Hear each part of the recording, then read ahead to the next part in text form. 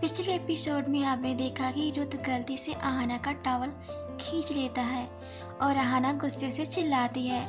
रुद्र उससे माफ़ी भी मांगता है बट वो उसे देखती भी नहीं। आहाना रेडी होकर डाइनिंग टेबल पर आती है। कहानी आगे सुनते हैं। टोनी काका आहाना से पूछते हैं, तुम्हारी आंखें क्यों सोजी है? क्या पूरी रात सो नहीं पाई थी? परंतु आहाना चुप थी, आंखें नम थी। मन में सोचती है, क्या मुझे इनसे बताना चाहिए कि? तभी रुद्र उसे देखकर खांसने की एक्टिंग करता है। आहाना समझ जाती है कि ये नहीं चाहता कि अंकल को कुछ भी पता चले। बोलती है, मुझे ठंडे पानी से एलर्जी है, इसलिए मेरी आंखें सूज जाती हैं और लाल हो जाती हैं। टोनी काका बोलते हैं, बट यहाँ आके हर रूम के वॉशरूम में गीजर लगे हुए हैं, तुम ठंडे पानी से क्यों नहा ली? तभी रुद्र बोलता है, अंकल हो सकता है उसे नहीं पता इन सब चीज़ों के बारे में। आना गुस्से में मन में बोलती है, इसे तो झूठ भी बोलना नहीं आता है।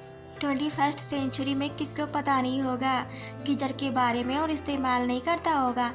माना मेरे घर में एक ही वॉशरूम है, फिर भी उसमें भी गीजर लगा है और ये बोड़ा मुझे आता नहीं, पता नहीं, बड़ा आया।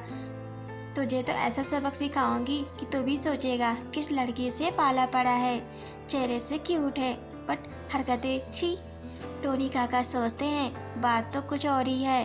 खैर तुम दोनों नाश्ता करो, मुझे थोड़ा काम है, उसे करके आता हूँ। और मुझे इतनी सुबह नाश्ता करना पसंद नहीं है। टोनी काका वहाँ से चले जाते हैं। रुद्र आहाना के पास की चेयर पर आकर बैठता है और उसका लेफ्ट हैंड पकड़ के बोलता है, थैंक यू सो मच, तुमने अंकल को कुछ नहीं बताया। आहाना रुद्र को तिरछी नज़र से देखती है और बोलती है, तुम्हारे लिए ये आम बात होगी, क्यों? मेरे जैसी और कितनी लड़कियों के यहाँ सिंपैथी देने के लिए लाए। रुद्र ने चुप्पी साध ली। आहाना बोलती रही, चुप होने का नाम नहीं ली। बोलती है, शक्ल से शरीफ है आप, बट हरकतें तो। रुद्र गुस्से में बोलता है, देखो माना मैंने गलती रूम में आकर, बट तुम मुझे उस बात के लिए इतना नहीं सुना सकती हो। आहाना रोने लगती है तो रुद्र उसे अपने हाथ से एक निवाला खिलाने की कोशिश करता है, पर आहाना उसका हाथ दूर झटक देती है, जिससे हाथ में लिया हुआ खाना टेबल पर फैल जाता है। रुद्र गुस्से से लाल हो जाता है और जोर जोर की सांसें लेता है। फिर एक लंबी सी सांस लेता है। खुद से बोलता है, कंट्रोल रुद्र, कंट्रोल। आहाना को कोई फर्क नहीं पड़ता कि उसने क्या किया। वो आंखें नम किए अपना नाश्ता फिनिश करती है और अपने रूम की तरफ भागती है। रुद्र उसे देखता ही रहता है। रुद्र ने एक निवाला भी नहीं खाया होता है। ये बात आहाना को भी पता है, पर उसे कोई फर्क नहीं पड़ता कि वो खाए या ना खाए। रुद्र आहाना के पीछे आता है, देखता है वो बेड के किनारे बैठ के रो रही होती है। रुद्र उसके पास जाता है तो आहाना बेड से उठ के खड़ी हो जाती है और बोलती है, आप यहाँ क्यों आए? रुद्र उसका हाथ पकड़ता है तो आहाना हाथ झटक देती है और दीवार की तरफ पीछे धीरे धीरे उल्टे पांव चलने लगती है। रुद्र धीरे धीरे उसके सामने आगे बढ़ता है।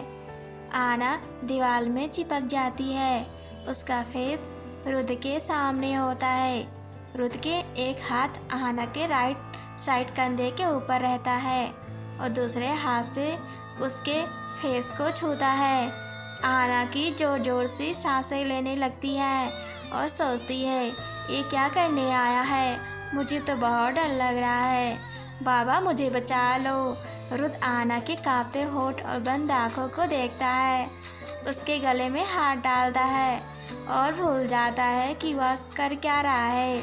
आहाना आंखें खोलती है तो उसे अपने इतने करीब पाकर गुस्सा होने लगती है। रुद्र को धक्का देती है। रुद्र को लग रहा था जैसे वो सपना देख रहा था। आहाना रुद्र को एक जोर का थप्पड़ मारती है, जिसकी आवाज़ नीचे तक सुनाई देता है। उस समय टोनी काका भी नीचे आ गए होते हैं अपना काम पूरा करके। आवाज़ सुनते ही गेस्ट रूम की तरफ दौड़ते हैं। रुद्र के गोरे और कठोर चेहरे पर आहाना की उंगलियों के निशान उभर आए थे। रुद्र वहाँ से अपने गाल पर हाथ रखकर आ रहा होता है। टोनी काका पूछते हैं, रुद्र क्या हुआ?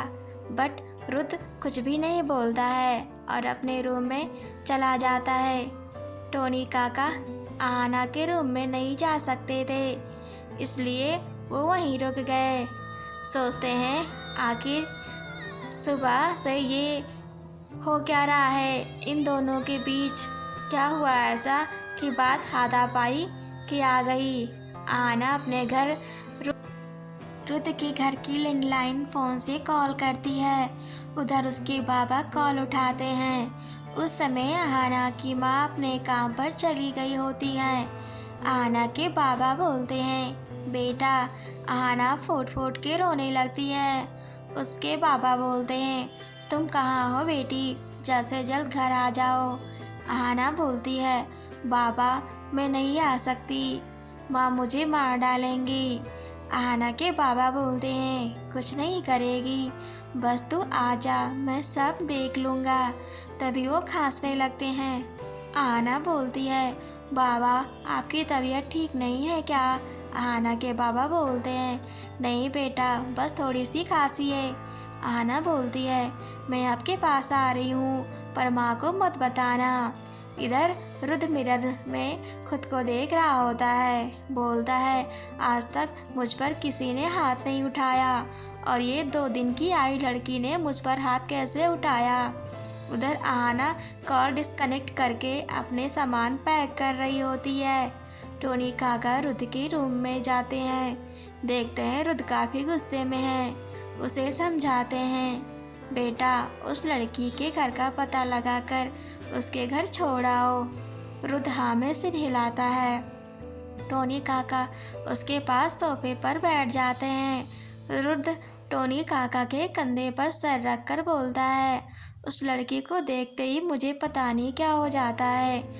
टोनी रुद्र के सिर में अपना हाथ प्यार से फेरता है और बोलता है, तुमने खाना भी नहीं खाया। टेबल पर एक प्लेट खाई हुई पड़ी थी, एक में खाना वैसा ही पड़ा हुआ था जैसा मैं परोस कर गया था। इधर आहाना चुपके से घर से बाहर निकल जाती है अपने घर के लिए। यहाँ ये दोनों बातें ही करते रहते हैं। रुद्र बोलता है, मेरी ही सारी गलती है अंकल। रुद्र को कुछ अच्छा नहीं लग रहा होता है। बोलता है, अंकल मैं आता हूँ। उसे देखकर रुद्र आहाना के रूम के पास जाता है और देखता है आहाना अपने रूम में नहीं होती है। रुद्र टोनी काका को आवाज़ लगाता है। दोनों मिलकर पूरे घर और गार्डन में आहाना को ढूंढते हैं, पर वह नहीं मिलती है। उधर आहाना अपने गांव के लिए बस में बैठ चुकी होती है। Thanks for watching.